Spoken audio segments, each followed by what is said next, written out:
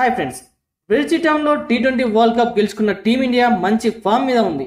ఈ world cup నుంచి ముగ్గురు సీనియర్లు రోహిత్, విరాట్, రవీంద్ర జడేజా టీ20కి రిటైర్మెంట్ ప్రకటించారు. వీరు లేకున్నా యంగ్ ప్లేయర్స్తో టీమిండియా పటిష్టంగానే ఉంది. వరుస విజయాలతో వరల్డ్ వైజ్ మంచి పర్ఫార్మెన్స్తో దూసుకుపోతుంది. ఇందులో భాగంగా శ్రీలంక పర్యటన చేయబోతుంది. శ్రీలంక పర్యటనలో భాగంగా భారత జట్టు తొలి టీ20లో పాల్గొంటుంది. ఇరు జట్లు 3 టీ20లు 3 వన్డేలు ఆడాలి. జూలై 27 అంటే శనివారం టీమిండియా ఈ సిరీస్లో పాల్గొనేందుకు వెళ్ళబోతుంది. 3 టీ20ల సిరీస్లో భాగంగా భారత్ శ్రీలంక జట్ల మధ్య తొలి టీ20 జరుగుతుంది. ఈ మ్యాచ్లు అన్ని భారత కాలమానం ప్రకారం రాత్రి 7 గంటల నుండి పల్లెకిలో జరుగుతాయి.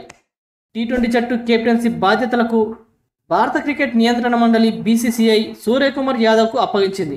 గౌతమ్ గంభీర్ కూడా ఈ మ్యాచ్తోనే కోచ్గా బాధ్యతలు తీసుకున్నాడు. ప్రధాన కోచ్గా గంభీర్కు ఇదే తొలి పర్యటన, తొలి సిరీస్ కూడా. ఇక బ్యాటింగ్ విషయానికి వస్తే రోహిత్ శర్మ కెప్టెన్సీలో భారత జట్టు జూన్లోనే టీ20 ప్రపంచ కప్ టైటిల్ను సొంతం చేసుకుంది. ఆ తర్వాత రోహిత్, కోహ్లీ, రవీంద్ర జడేజా అంతర్జాతీయ టీ20 క్రికెట్కు వీడ్కోలు పలికారు.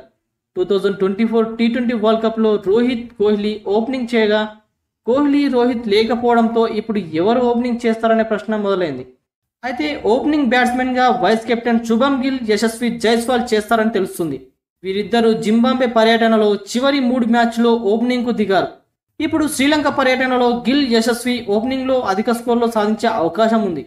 ఫ్రెండ్స్, ఇక బౌలింగ్ విషయానికి వస్తే wicket keeper batsmen Rishabh Pant 3వ స్థానంలో రావడం దాదాపు ఖరారైంది. అప్పుడు కెప్టెన్ సూర్యకుమార్ యాదవ్ 4వ స్థానంలో వస్తాడు.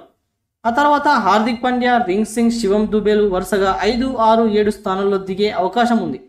స్పెషలిస్టు ఫాస్ట్ బౌలర్లో హర్దీప్ సింగ్, మహమ్మద్ సిరాజ్ ఉన్నారు. 3వ పేసర్గా ఆల్రౌండర్ పాండ్యా బరిలోకి దిగనున్నాడు. All rounder Axar Patel, leg spinner Ravi Bishnoi స్పిన్నర్గా తమ బౌలింగ్ను చూపించగలరు.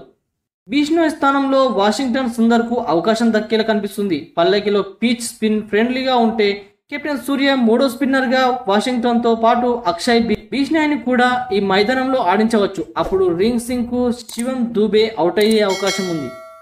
ఓకే ఫ్రెండ్స్, ఈ విషయంపై మీ అభిప్రాయం ఏంటో కామెంట్ బాక్స్లో కామెంట్ చేయండి. అలానే వీడియో నచ్చితే లైక్ చేసి సబ్స్క్రైబ్ చేసుకోవడం మర్చిపోకండి. Thank you friends.